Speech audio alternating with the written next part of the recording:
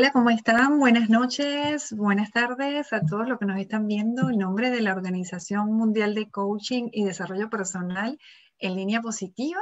Estamos muy contentos de estar nuevamente hoy en el segundo Congreso Internacional de Profesionales en Línea Positiva, denominado Renacer. Y hoy estamos con una invitada de lujo. Estamos con Esther Álvarez desde México. Bienvenida, Esther, ¿cómo estás? Hola Vanessa, buenas tardes. Desde México les saludo con gran aprecio. Sí, muchísimas gracias por haber recibido, por haber aceptado esta invitación. De verdad que para nosotros nos honra enormemente que estés con nosotros, sobre todo porque Esther Álvarez es nuestra delegada de programas institucionales de México, ¿no? Por En Línea Positiva. Y vamos a presentar un poquito a Esther antes de entrar en materia el día de hoy. Esther es doctora en educación con postdoctorado en investigación educativa. Participó durante 22 años en programas de cultura de paz con la red de escuelas asociadas de la UNESCO en el Estado de México, donde fue también docente y directora de secundaria por 32 años, ocupando en el 2017 el cargo de subdirectora de educación primaria de la misma entidad. Actualmente es docente de posgrado e investigadora del Instituto Universitario Internacional de Toluca, especialista en educación socioemocional, línea de investigación sobre la que ha publicado artículos científicos en revistas indexadas como la Asociación Latinoamericana de Sociología. Es autora del libro La competencia emocional, Reto Docente en México, evaluador y miembro del Consejo Asesor de la revista Retos de la Federación Española de Ciencia y Tecnología, así como en publicaciones de alto impacto en Colombia, Costa Rica, Ecuador y Egipto. Conferencista y tallerista en diversos congresos nacionales e internacionales, miembro de la Federación Internacional de Especialistas FINTES, de la Red Iberoamericana de Docentes y ahora también delegada de programas institucionales de En Línea Positiva, de la Organización Mundial de Coaching y Desarrollo Personal en Línea Positiva.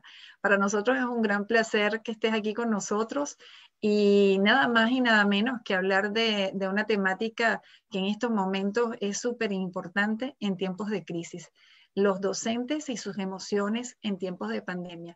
En realidad la situación en este momento es súper complicada, y sobre todo porque en este momento ya estamos entrando a algunos países en tiempos de crisis, ¿no? O sea, otra vez volvernos a encontrar en cuarentena y sobre todo volver otra vez al sistema de educación virtual. Evidentemente, Esther como especialista va a ahondar en esos detalles y muchísimo más. Entonces, bueno, nada, no se hace esperar. Con ustedes, Esther Álvarez, bienvenida. Gracias Vanessa. Saludo con enorme alegría a todos los que nos siguen por esta transmisión a través de Facebook Live y saludar a todos los miembros, a todos los profesionales que pertenecen a En Línea Positiva. La verdad es que es un enorme placer pertenecer hoy a este grupo. Me voy a permitir compartir. Esta organización, sin duda, En Línea Positiva, nos da la oportunidad de compartir las experiencias que hemos acumulado a lo largo pues ya de un trayecto de más de 32 años en educación. Conocemos las necesidades del sistema y de manera muy particular las necesidades de los docentes. Efectivamente, como bien lo menciona Vanessa, en estos momentos de contingencia sanitaria, momentos totalmente desafiantes, escenarios inéditos que nos retan como docentes a resignificar nuestra práctica y también a replantearnos nuestro rol como formadores, como educadores. Porque si bien es cierto el conocimiento del que nos hacemos cargo y de los aprendizajes que tenemos que implementar en las aulas, es importante ocuparnos en estos momentos, dadas las circunstancias, es prioritario ocuparnos de las emociones de nuestros estudiantes y de sus familias. Y no nos podemos ocupar de las emociones de los demás sin antes ocuparnos de las nuestras. Sobre esto vamos a tratar esta tarde. Bueno, el tema, ya lo mencionamos, son los docentes hoy el motivo de nuestra charla, los docentes y sus emociones. Bueno, hasta antes de la pandemia, ya los datos duros de la Organización Mundial de la Salud nos llevaban a ocuparnos de las emociones y a buscar bienestar, sobre todo buscar salud mental, teniendo en cuenta que la Organización Mundial de la Salud identifica precisamente la salud mental como ese estado óptimo de bienestar que nos permite desempeños asertivos y que nos permite desempeñar tareas, que nos permite además un nivel, ¿verdad? Una calidad de vida en función de nuestra salud corporal y mental, por supuesto. Bueno, los datos duros hasta antes de la pandemia ya los consignaba en su página oficial la Organización Mundial de la Salud, ya expresaban que la depresión era una de las causas, ¿verdad? O si no es que la principal causa mundial de discapacidad y que iba además en aumento. Según la Organización Mundial de la Salud, la depresión afectaba ya en aquel momento, hasta antes de la pandemia, a más de 350 millones de personas en todo el mundo y ya se le consideraba la epidemia del siglo, la epidemia silenciosa. Es claro que la pandemia ha venido a exacerbar, a disparar estos índices de depresión que parten, ¿verdad?, desde estados prolongados de estrés y también, bueno, de los síntomas o de los rasgos que distinguen a la ansiedad. Con esto también queremos referirnos a que desde antes de la pandemia ya era claro que los docentes tenían que, sobrellevar algunos estados emocionales de ansiedad, de estrés e incluso de depresión. Los docentes hace tiempo se conoce del malestar docente del que padecen, ese malestar docente que manifiestan a través de una protesta constante por sentir que se les ha trasladado demasiada carga, o sea, las familias, la sociedad, les ha trasladado cargas que rebasan sus funciones profesionales. También, bueno, el burnout como un síndrome que, digamos, es privativo de ocupaciones, de profesiones altamente relacionales, de aquellos profesionales que están en constante atención, relación con las personas. Bueno, ya el síndrome de burnout era ya también muy recurrente en los docentes. Y esta situación, esta condición ya obligaba a considerar importante el desarrollo de habilidades o de competencias socioemocionales a los docentes y de considerarlas dentro de las competencias profesionales propias de su ámbito, ¿no? Del ámbito educativo. El síndrome de burnout, según Maslow y Jackson, se considera, ¿verdad?, como una forma inadecuada de afrontar un estrés emocional crónico, cuyos rasgos principales son el agotamiento, la fragilidad emocional, la despersonalización y la disminución del desempeño personal. Estas tres condiciones, por supuesto, en un docente, teniendo en cuenta la difícil responsabilidad que tiene de formar a otros y sobre todo de formar a niñas, a niños, adolescentes, a las nuevas generaciones, pues resulta preocupante, ¿verdad? Que los docentes se muestren, por ejemplo, agotados emocionalmente, en constante estallido por esta situación de interacción con los estudiantes, la indiferencia, la despersonalización, el desgano, la disminución de esa capacidad de desempeño, por supuesto que afectan mucho el trabajo dentro de las aulas. Yo llevé a cabo una investigación en 2017, entre 2015 y 2017, sobre la emocionalidad de los maestros y qué tanto sus emociones impactan las interacciones, la calidad del clima emocional al interior de las aulas, teniendo en cuenta que el clima emocional es uno de los factores fundamentales en la gestión de un ambiente de aprendizaje. Y me encontré con cosas, la verdad, muy preocupantes.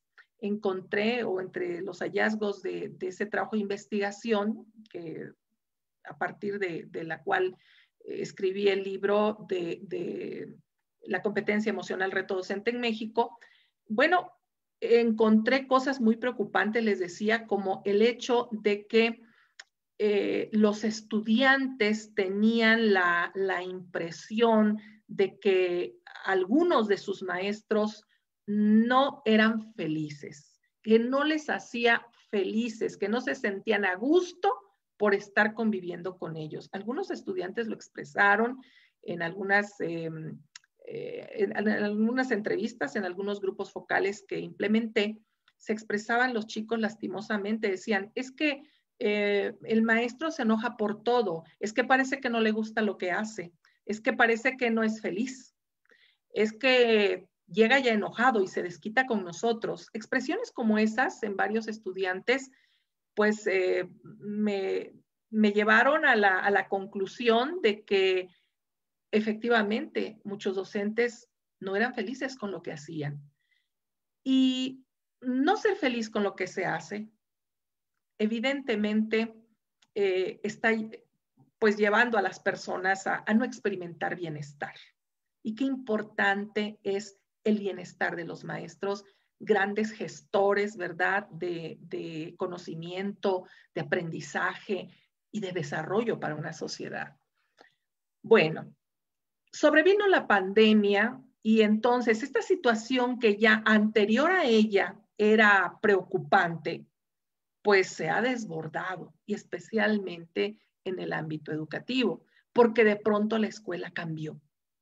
Si ya la situación, las interacciones, esa relación maestro-alumno en el aula era un tanto complicada, bueno, ahora el maestro expuesto a mayor estrés porque pues muchos no contaban con las habilidades digitales, con el conocimiento, con las habilidades para manejar estas plataformas y estas nuevas didácticas de enseñanza en línea. Esto los vino a estresar aún más.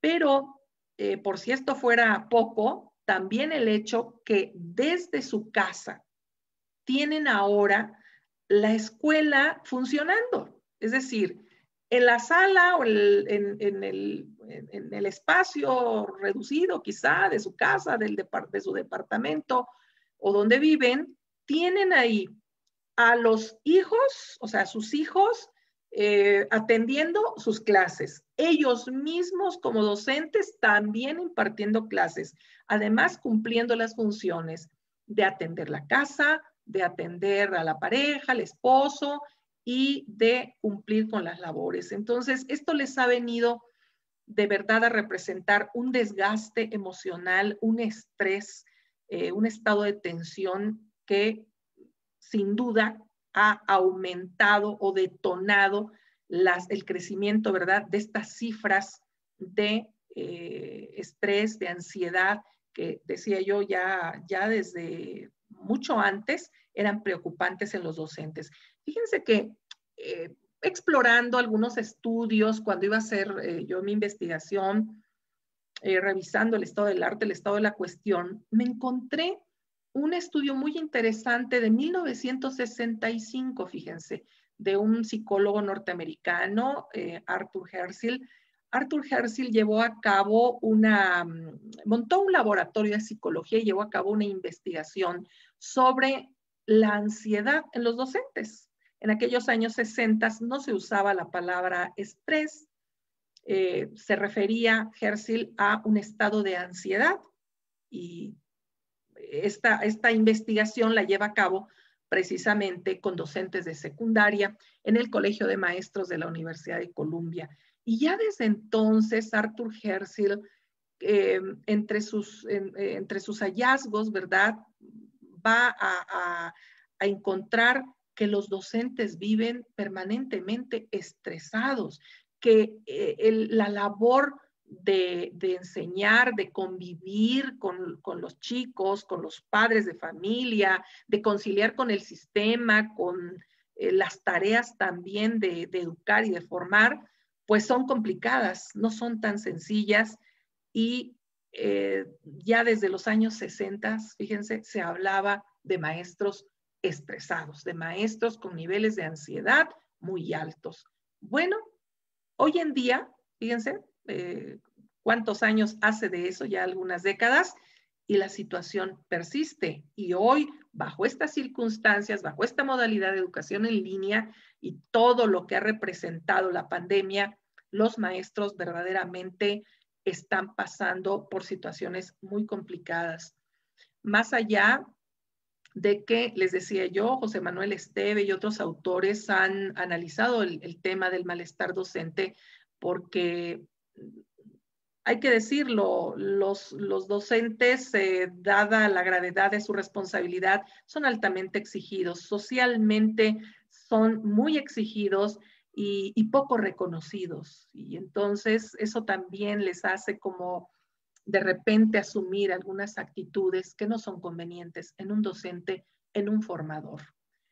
Bueno, el maestro tuvo, con motivo de la pandemia, que adaptarse a nuevos espacios, al manejo de estas nuevas herramientas de aprendizaje, decíamos, y esto representó mayor tensión. Kenneth Littwood, otro pedagogo canadiense, también analiza una serie de estudios y metaestudios que ha realizado en América Latina, por cierto, en países como Chile.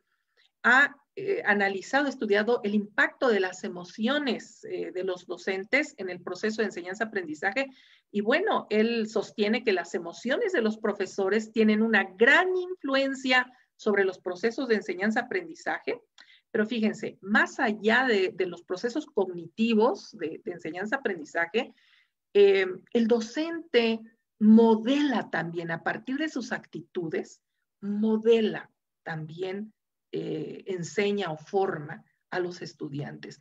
Por lo tanto, dentro de las competencias docentes, la competencia emocional en particular o las habilidades socioemocionales debieran tener prioridad para los docentes. Los docentes, desafortunadamente, y esto lo he comprobado porque llevo ya años trabajando en capacitación a través de talleres de actualización con el magisterio en México, y he podido constatar que tanto el sistema, al generar espacios de capacitación, como los propios docentes en buscar algunas ofertas para su actualización, me he encontrado que le dan mayor prioridad al desarrollo o a la actualización disciplinar y técnica, más que a el desarrollo de sus competencias emocionales.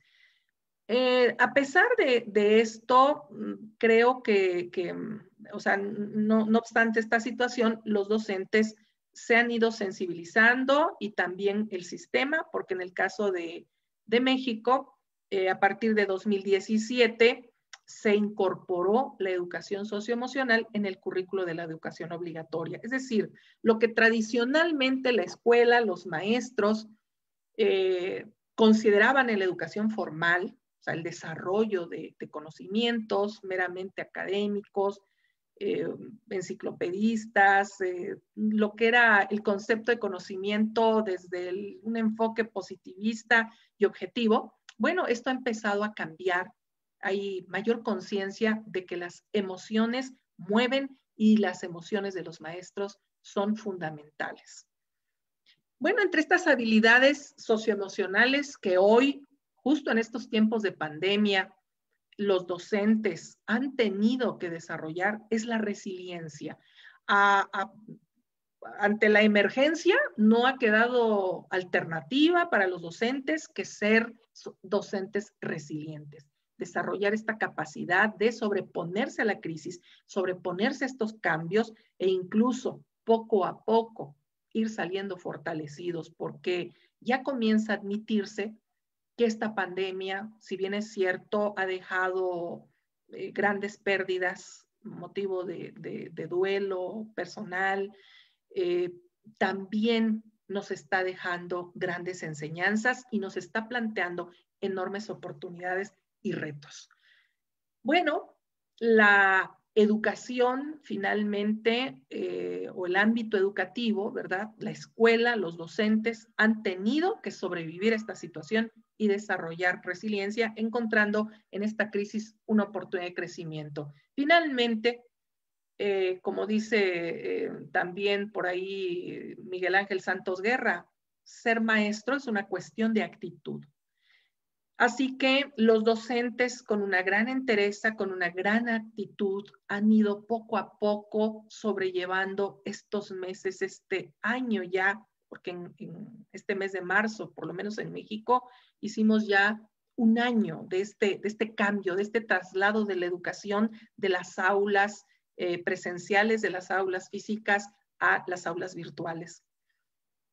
En las aulas virtuales y en las presenciales, finalmente, el gran reto docente es, decíamos, el de desarrollar sus competencias o fortalecer, mejor dicho, sus competencias emocionales.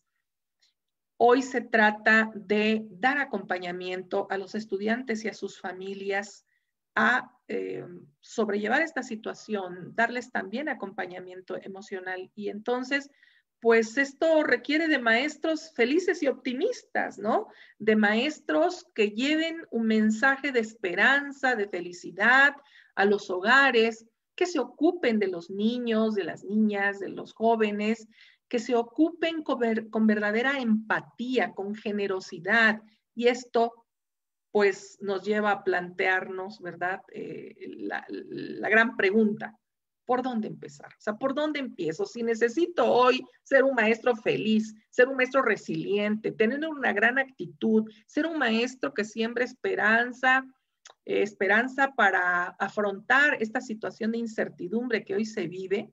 Bueno, ¿por dónde empiezo? ¿Cómo le hago? Esta pregunta me la han hecho en muchas ocasiones en los talleres que imparto y que trabajo con los docentes, me la hacen muy constantemente. Dígame cómo le hago, por dónde empiezo, cómo empiezo a trabajar con mis emociones, cómo hago para sentirme mejor en medio de todo esto, cómo puedo hacer para experimentar bienestar si las condiciones son pues muy complicadas, son totalmente desafiantes. Bueno, aquí tendríamos que recordar lo que Richard Davidson, este neurocientífico norteamericano, dice respecto a que el bienestar se puede aprender. Se puede aprender bienestar como aprender a tocar un instrumento o andar en bicicleta. Vaya que esto resulta como muy difícil de comprender, ¿verdad? ¿Cómo aprender bienestar? Sí, hay toda una serie de pautas que nos pueden llevar a mejorar nuestra calidad de vida, a adquirir o a desarrollar, ¿verdad? Esa capacidad de apreciar lo que tenemos y en función de apreciar lo que tenemos y de además cuidarnos, ¿no? Desarrollar conciencia de la importancia del autocuidado. Bueno, a partir de eso estamos nosotros iniciando un trayecto hacia la búsqueda del bienestar. Y en ello, el optimismo, ¿verdad? son fundamentales. Hoy necesitamos ser optimistas, no optimistas ingenuos, sino optimistas conscientes de que existen la información, los medios, los espacios como para que uno comience a transformar su vida. Y miren, En Línea Positiva es un ejemplo, es una organización que promueve precisamente espacios de bienestar. Así que se puede, por supuesto que se puede trabajar bienestar. Hablando de la competencia emocional del docente, retomando el punto, bueno, yo he puesto aquí en esta imagen, muy a propósito, a esta sobrecargo, mostrando cómo colocarse la mascarilla, ¿verdad? Como parte de este protocolo de seguridad que se desarrolla a través de estas demostraciones. Cuando subimos a un vuelo, lo primero que nos enseñan o nos dicen que ante la emergencia, ante la despresurización de la cabina, hay que colocarse la mascarilla primero nosotros antes de colocársela a otra persona. Primero nosotros. Esto que pareciera un tanto egoísta, tiene su lógica. No puedo ayudar a otro sin antes estar bien yo. Es una responsabilidad muy grave, una responsabilidad muy fuerte, cuidar de los demás, cuidar de nuestros estudiantes, promover su desarrollo de manera integral. Es algo muy serio, de gran responsabilidad. Y entonces, en función de eso, tenemos primero que cerciorarnos que contamos con las competencias y las habilidades emocionales para incidir en la emocionalidad de nuestros estudiantes. Así que yo estoy proponiendo aquí como punto de partida, o sea, ¿por dónde empiezo? Por tu autocuidado, compañero maestro, por tu autocuidado. No puedes cuidar a los demás si antes no te cuidas tú. Y hablando de autocuidado, bueno, yo no les voy a proponer esta tarde en realidad nada nuevo, nada que no sepamos. Lo que sí quizá voy a puntualizar es la importancia que reviste, lo reitero de nueva cuenta, la importancia capital que tiene que nosotros nos cuidemos y desarrollemos habilidades socioemocionales para poder brindar un acompañamiento óptimo a nuestros estudiantes y a sus familias.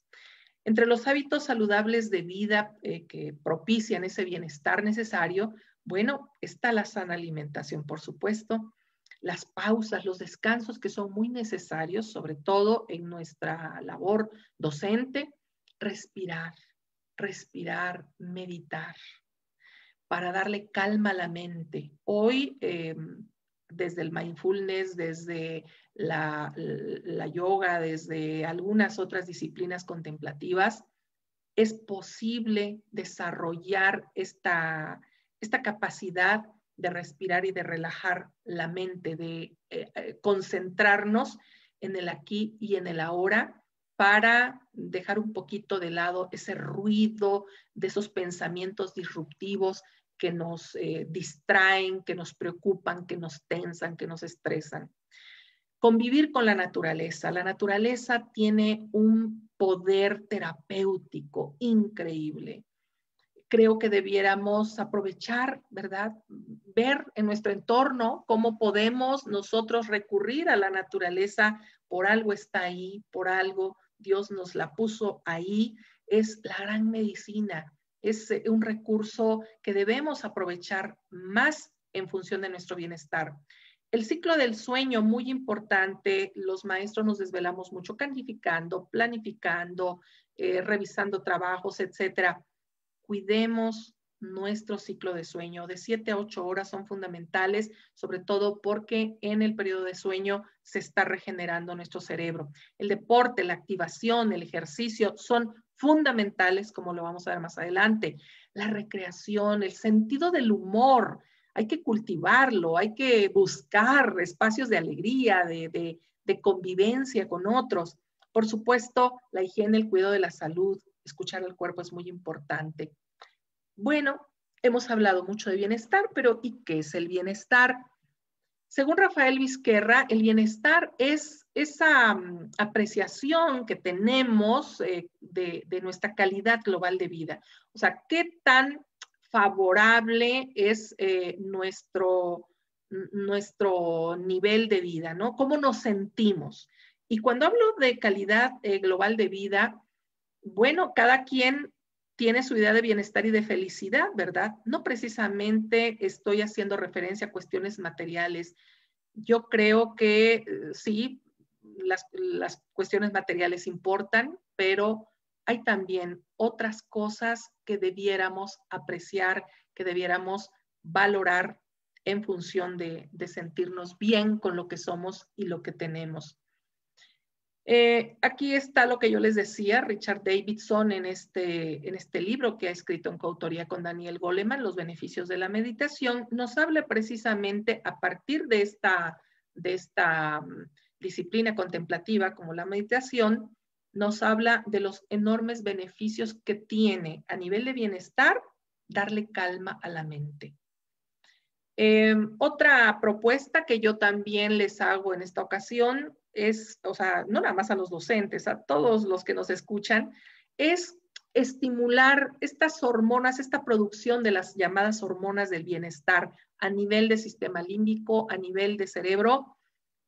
Bueno, podemos nosotros trabajar con la química de nuestro cerebro y generar, por ejemplo, endorfinas, que son hormonas que nos hacen sentir placer, que nos hacen experimentar un estado placentero, un estado de estar a gusto, de sentirnos bien, de bienestar. Las endorfinas las podemos detonar a partir de practicar deporte, de bailar, de activarnos, de movernos, de pasar un buen rato de alegría, de humor con los demás, de recrearnos, de desarrollar, por ejemplo, de ocuparnos de algún hobby o alguna actividad que nos haga sentir bien, ¿no? Tenemos pasatiempos que disfrutamos. Bueno, ahí o a través de esas actividades podemos generar endorfinas, dopamina. También, bueno, a través de algunos hábitos saludables como el descanso o, por ejemplo, los momentos de calma y de relajación, podemos nosotros también experimentar producción de serotonina, otra de las hormonas del bienestar, y la dopamina también a partir de actividades como la meditación, la relajación, respirar, descansar, también nos hace sentir calma, nos hace sentir bien. Y la oxitocina, la hormona del vínculo, ¿a quién no le hace sentir bien convivir con los demás, recibir un abrazo? En este momento estamos limitados físicamente con los abrazos, pero bueno, dar un abrazo virtual, no importa si es a través de estos medios digitales, abrazar a las personas con una sonrisa, con una expresión amorosa, afectiva, por supuesto que nos hace sentir muy bien. La importancia de respirar, ya la señalábamos, ese viaje también al interior de nosotros mismos, realizar a través de la respiración y de la meditación ejercicios de reflexión, de introspección, buscar ese camino hacia nuestro interior, debe de ser también parte de nuestra búsqueda. Y lo que también va a traer como resultado todas estas prácticas, pues es, decíamos, una actitud positiva y de florecimiento humano. Y en ello también la lectura, a través de libros, de lecturas de autoayuda y de reflexión, también podemos nosotros ir cambiando, transformando nuestra actitud, nuestra forma de ver la vida. Cuando lees algunos libros de autoayuda y algunos libros de reflexión y que tienen que ver con el desarrollo personal, bueno, a veces adquieres otra mirada sobre las cosas y esta mirada, ¿verdad?, te va a llevar a pensamientos positivos. Y qué importante, entre estos pensamientos positivos, las autoafirmaciones. Esas autoafirmaciones que te llevan pues a a programarte mentalmente para afrontar los desafíos de la vida. Lo llevamos dentro. Dentro llevamos esa capacidad de afrontar lo que la vida nos vaya presentando, esa fuerza interior que se traduce en resiliencia, ya lo dijimos. Por supuesto que a través de todas estas propuestas la podemos fortalecer. Ahí en esas imágenes hay ilustraciones, ¿verdad?, de lo que yo refería respecto a la convivencia con la naturaleza y el poder terapéutico. Tú contemplas el mar 5 minutos, ya te sientes relajado. Abraza un árbol, contempla un paisaje, toca el pasto, acuéstate en el pasto, juega con tus hijos en el pasto. Si es posible, quítate los zapatos, pisa la arena, pisa el pasto, pisa y percibe con los pies, siente con los pies la naturaleza, ¿verdad? Que vas a sentir un bienestar casi instantáneo. Respirar, por supuesto, aire puro. Las relaciones humanas edificantes, ese fortalecimiento de las redes de apoyo es sumamente importante. No puede haber bienestar si no estás bien con los demás. Si estar bien con uno mismo es muy importante, estar bien con los demás también lo es. Entonces, nuestras redes de apoyo también hay que fortalecerlas. Esas relaciones con la familia, con los hijos, con la pareja, con los compañeros de trabajo. Pero esto se va a dar a partir precisamente de que tú vayas desarrollando otra actitud, sobre todo la actitud de colaborar con otros, de servir a otros, de convivir con otros y de aprender a ser con otros. En ese sentido, dar sentido a la vida también es algo de lo que debemos ocuparnos. Hoy, con esta vorágine que es la vida tan acelerada, en este mundo en constante cambio, es muy importante darle sentido a nuestra existencia. E insisto, abrazar una causa superior puede ser el gran motivo que nos lleve a la búsqueda de bienestar. Bienestar para poder compartir con otros. Entonces, dar sentido a la vida es, yo creo que otra de las búsquedas, ¿verdad? Buscar una misión. En esa misión, encontrar que somos útiles y que podemos servir. Y en función de eso también encontrar la felicidad. Aquí está un resumen de lo que ya hemos dicho, cómo lograr bienestar. Bueno, aumentando las hormonas o detonando las hormonas del bienestar. Por supuesto, una sana alimentación y todo lo que ya hemos mencionado respecto al autocuidado y dar sentido a nuestra existencia. Muchas gracias. Esto es pues a grosso modo, estimada Vanessa, lo que estaríamos proponiendo a los docentes para trabajar con sus emociones y pues brindarse de mejor manera a esta difícil misión de educar y formar a otros. Muchísimas gracias, doctora Esther Álvarez Bolaños, doctora en educación con posgrado en investigación educativa.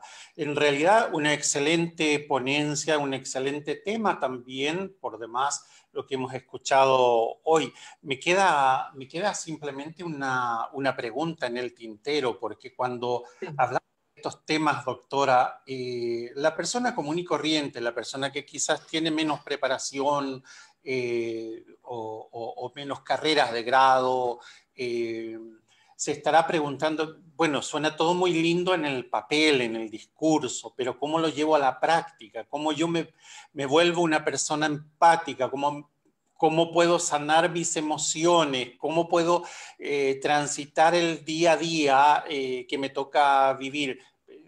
En el caso de los educadores, ¿no? Que no solamente tienen que manejar, como usted bien decía, a la mitad de su ponencia, manejan su propio estrés de su casa, sus hijos, su marido, sus quehaceres domésticos, etcétera, sino que además, otra vez, se les suma los chicos que ya vienen con un carácter, una personalidad alterada, porque quizás vienen de familias disfuncionales, vienen con carencias económicas, carencias afectivas, y ese contexto social lo recibe el educador en el aula.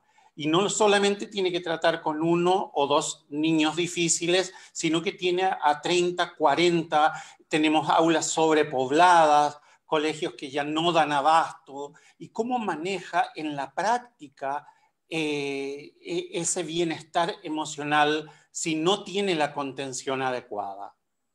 Sí, por eso precisamente hablaba yo de que es un reto para los docentes. Sin embargo, como reto lo tiene uno que asumir. Hay que buscar, hay hoy talleres, hay espacios de capacitación, hay literatura sobre cómo ir identificando las emociones. Yo creo que lo primero, el punto de partida es desarrollar la habilidad de identificar nuestras emociones. ¿Por qué me siento como me siento? Hay mañanas que nos levantamos y nos sentimos mal, no sabemos ni por qué, pero no tenemos ganas ni de asistir al trabajo y en este caso ni siquiera de prender la computadora. Se experimenta un cansancio, una pesadez, un agotamiento. Bueno, todos estos son signos de estrés.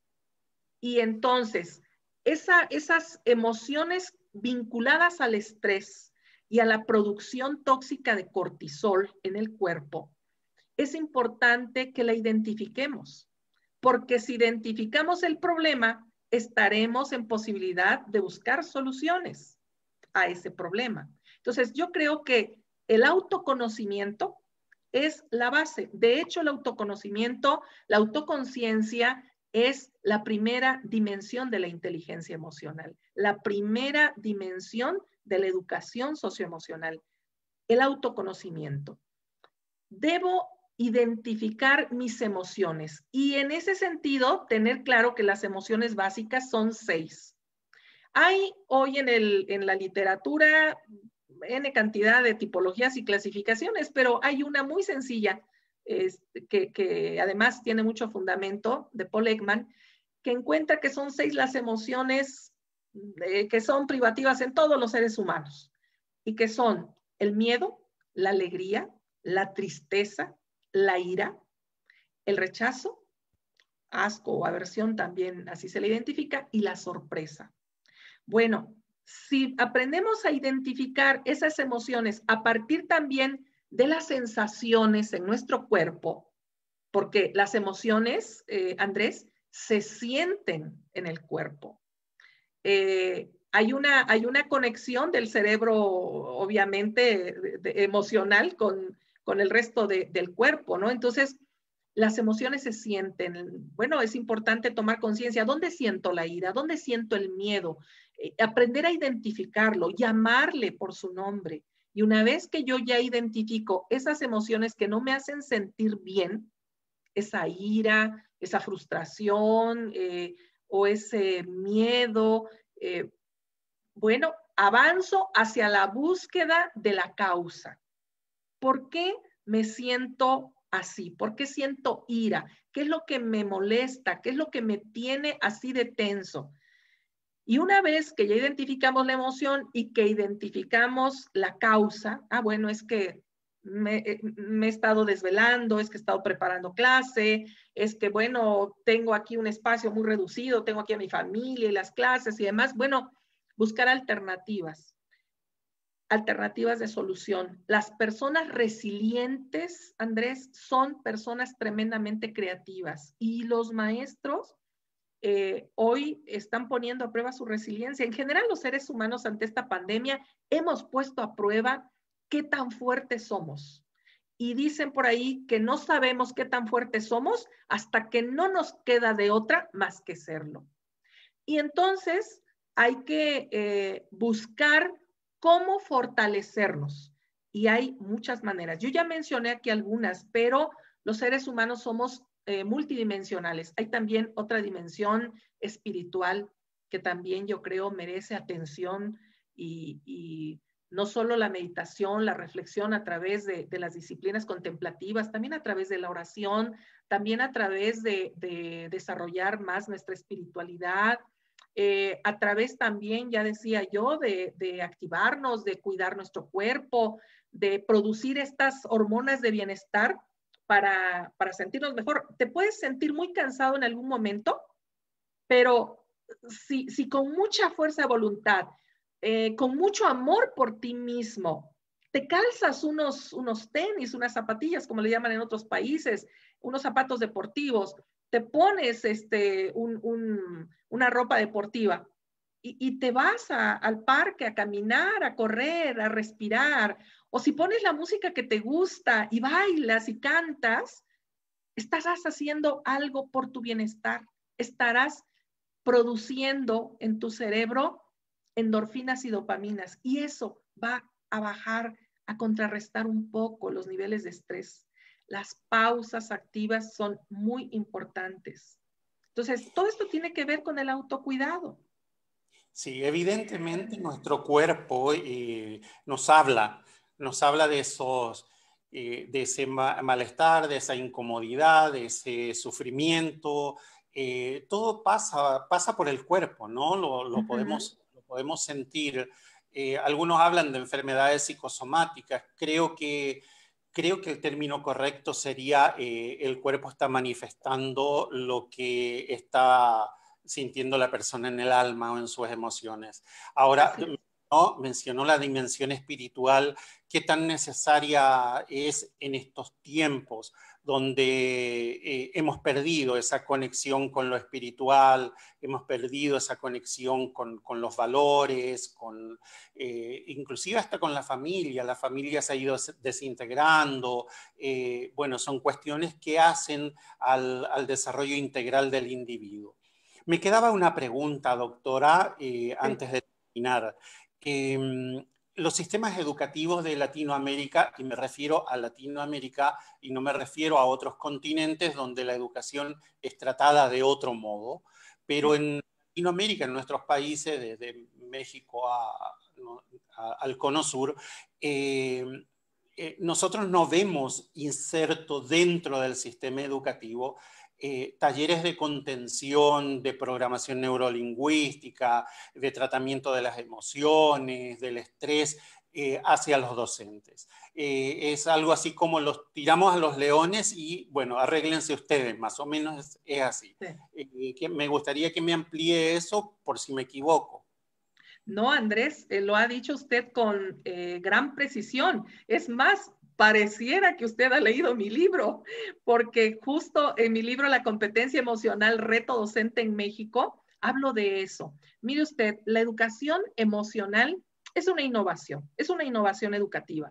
De hecho, es una teoría en construcción, un conocimiento holístico, y está digamos, en desarrollo. No más de 2 décadas que se ha venido trabajando y desarrollando la educación emocional, y en América Latina, en los sistemas educativos, pues es muy reciente. Mire, en Argentina, por ejemplo, la educación emocional son 3 provincias, me parece que Corrientes, Córdoba y Misiones, que lo han incorporado de manera pues local, ¿verdad? Como una necesidad, lo han incorporado al currículo, pero no está generalizado a nivel de ley en el país. Otros países, Chile, Colombia, han hecho intentos y se está trabajando mucho hoy en las escuelas y con los maestros para desarrollar la educación emocional. México, lo tengo que decir con orgullo, México es el primer país en Latinoamérica en haber incorporado de manera explícita en el currículo de educación obligatoria, esto es, desde preescolar hasta bachillerato, que es la educación obligatoria en México, ha incorporado al currículo de manera explícita la educación emocional. Es decir, en el currículo oficial está establecida hoy en el área entre las áreas de desarrollo personal y social, junto a la educación física y las artes, la educación socioemocional. Pero ocurrió efectivamente lo que usted por ahí ya menciona. Si bien es cierto, es una innovación y fue grandioso que la incorporaran, no hubo una preparación suficiente de los maestros. Hubo una preparación, perdón, no voy a decir nada que no haya yo dicho en mi libro y que no diga yo además en varios de los espacios educativos donde he venido interviniendo en México.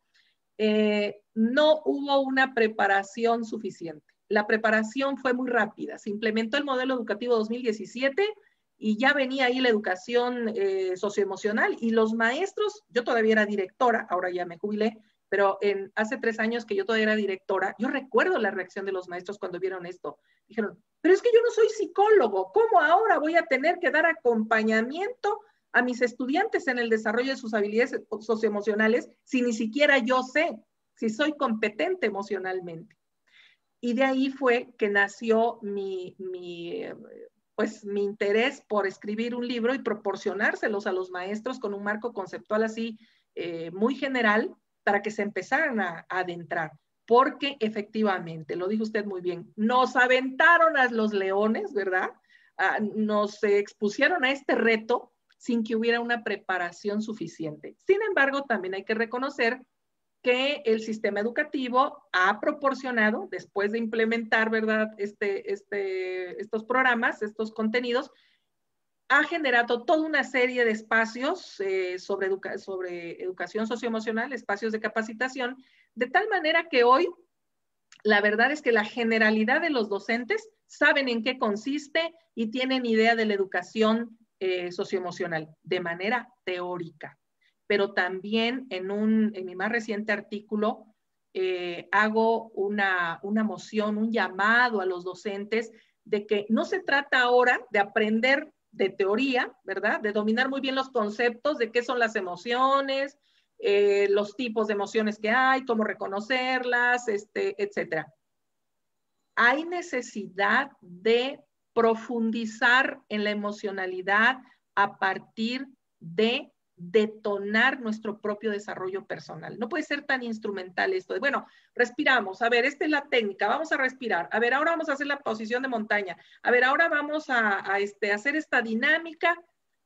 Va más allá de buscar, por ejemplo, algunas técnicas de autorregulación o de contención.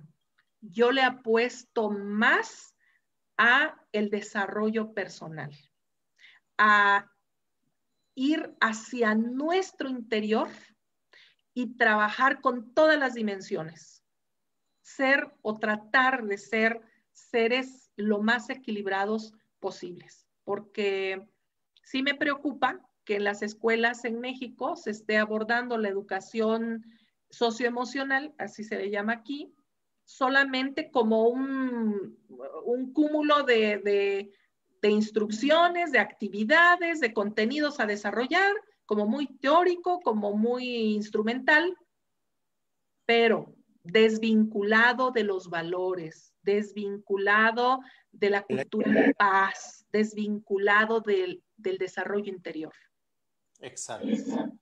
Mire, lamento muchísimo que somos esclavos del tiempo, porque me pasaría toda la noche conversando con usted. Es un tema que quizá deberíamos desarrollarlo in extenso en 2 o 3 charlas más, porque es un tema trascendente, es un tema transversal también, es un tema que toca muy profundamente a nuestras políticas en todo el continente. Y cuando hablo de política, y acá no quiero iniciar un debate con nadie, pero me viene a la mente una gran sospecha de que gran parte de todos estos sistemas educativos, económicos, en la toma de decisiones tienen que ver más con la política que con una política de Estado para un desarrollo sostenible en el tiempo. Y ahí la educación es una pieza clave.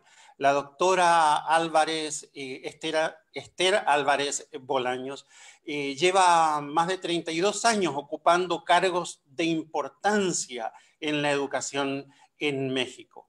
Actualmente es docente de posgrado e investigadora del Instituto Universitario Internacional en Toluca. Es especialista en educación socioemocional en la línea de investigación sobre la cual ha publicado artículos científicos en revistas indizadas como la de la Asociación Latinoamericana de Sociología.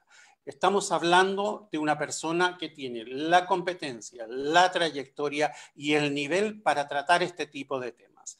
Esperamos y deseamos de todo corazón que esta ponencia de la doctora Esther pueda abrir la conversación y el debate en los estamentos correspondientes en los diferentes países de nuestro continente, porque la educación es una deuda que tenemos con nuestro futuro.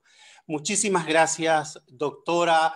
La doctora Vanessa Maneiro se tuvo que ausentar por un inconveniente, por eso la tengo que despedir yo y agradecerle infinitamente el haber estado con nosotros. Gracias, gracias, Andrés. Como conclusión diré que no puede haber educación integral sin educación de las emociones. Muchísimas gracias. La doctora Esther, como dije, es especialista en educación, con un posgrado en investigación educativa. Estamos en el marco del segundo congreso en línea positiva. El año pasado tuvimos un primer congreso en Europa. Este es el segundo, un congreso atípico porque se ha realizado de manera virtual. Han participado más de 20 países con exponentes de primer nivel en todas las áreas del desarrollo del individuo, el desarrollo personal, la programación neurolingüística. Hemos tenido doctores, abogados, especialistas en educación, especialistas en coaching, en fin, todas aquellas áreas que hacen al individuo y que hacen al desarrollo de nuestra sociedad. Les agradecemos por su conexión. Soy Andrés Valencia desde Asunción, Paraguay, director de comunicación global de En Línea Positiva. Muchas gracias. Buenas noches.